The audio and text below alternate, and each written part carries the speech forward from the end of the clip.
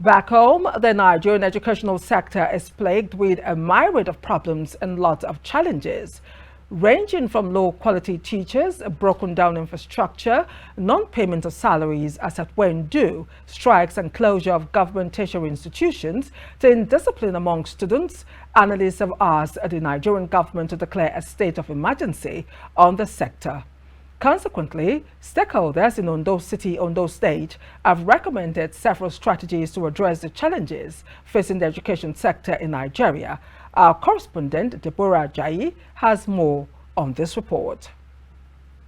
Education in Nigeria is in full crisis. These crises are responsible for the poor standard of education in the country. Among many crises are examination malpractices, cultism, and low school enrollment, poor performance and teacher quality, as well as abandoned projects. Okay, there are a lot of challenges facing the educational system in Nigeria, one of which we have insecurities, we have lack of funding from the government, and we have insufficient staffs. For example, there are a lot of schools that don't have enough staffs or teachers to take the classes. Then we also have economic crisis, like the inflation going on in Nigeria, because a lot of students or a lot of parents are struggling to put food on the table. So it is very hard for them to send their children to school or to save something for educational purposes for their children. So I think inflation is also a major problem that is causing educational crisis in Nigeria.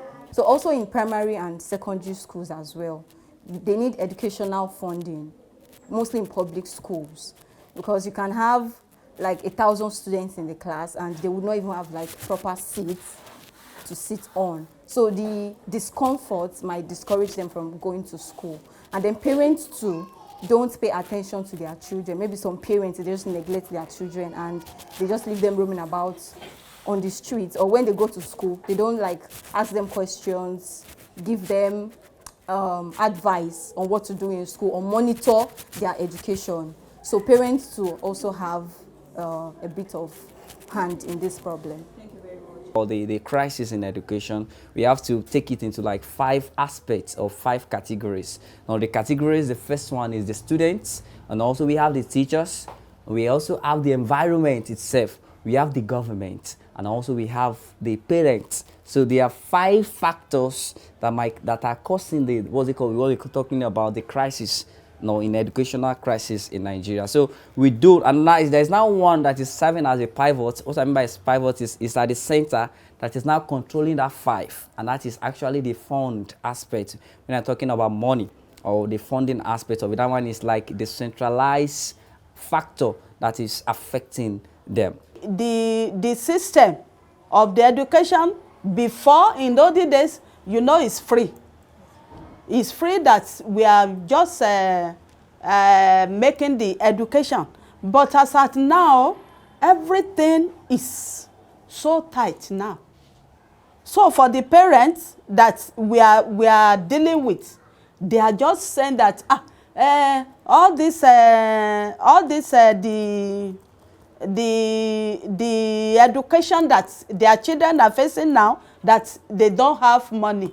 The causes of that thing is basing to their government. There are a lot of challenges facing the education in Nigeria. Number one, there are lack of materials in which governments were unable to provide. And at the same time, looking at the aspects of the schools paying taxes to the government, and at the same time, we are not knowing the actual thing they're using the money for. Like aging now, paying the internal revenue, paying all this, the educational stores. We don't know the importance of the money paid. And at the same time, looking into the aspects of doing common entrance sometimes in primary schools. The place was sometimes so tedious, too tight for the children to concentrate. So we want the government to look into this and find a solution to it. Other challenges facing education today include the low quality of human resources, the need to adapt to the fast-changing digital world, the discrepancy between classroom learning and the reality outside, and the transformation brought by new technologies. Schools are struggling to keep up with the progress of science and technology in the era of globalization, and there is a lack of interest and detachment of learners from the learning environment. Education sector crisis has been worsened by the intractable insecurity in various parts of Nigeria, like the girl-child educational inequity and poverty that has made quality education unaffordable to many Nigerians.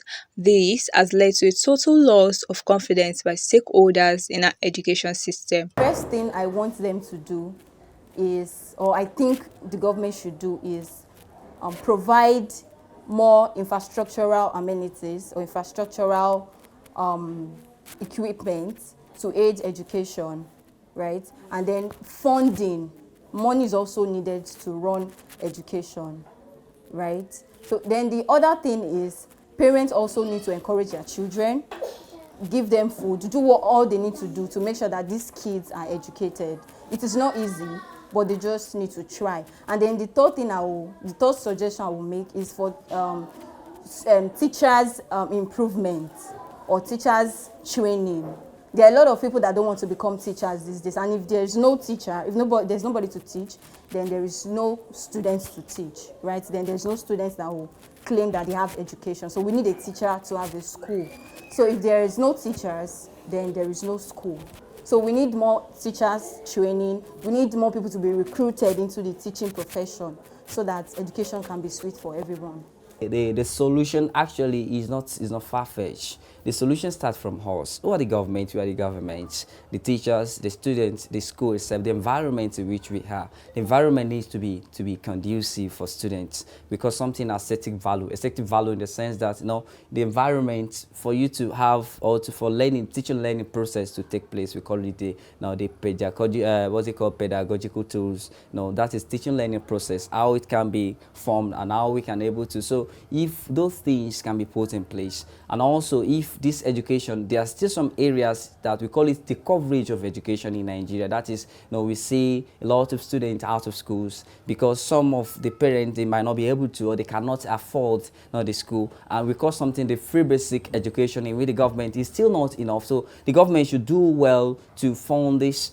We call it the basic school education, able to provide schools to reach the local areas, so that people will be able to have advantage, or the less privileged ones able to have advantage to know this, at least the basic school education in Nigeria. The thing is that we will appeal to our government, we will appeal to our leaders.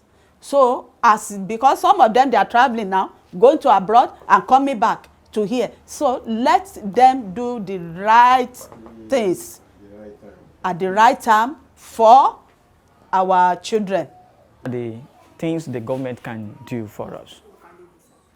Now, number one, the government should be able to provide a good materials for the schools. Number two, they should look at the teachers teaching the students. We need a competent people, and at the same time, we believe that those young ones who are able to deliver a good education, a good moral to the pupils, more or less like those that are already of 60 above, still teaching, what could able to provide and deliver to the pupils or the students. So therefore, we need a new young people that their brain are still fresh to able to deliver a good job, a good education for the students. Effective governance, curriculum development, and a substantial increase in funding within the education sector, increased budgetary allocation, improvements in the welfare of academics, investment in infrastructural development, staff development, tech-enabled delivery of teaching and administration, investment in employability and enterprise skills development are some of the factors that government should tackle to free the system from its shackles.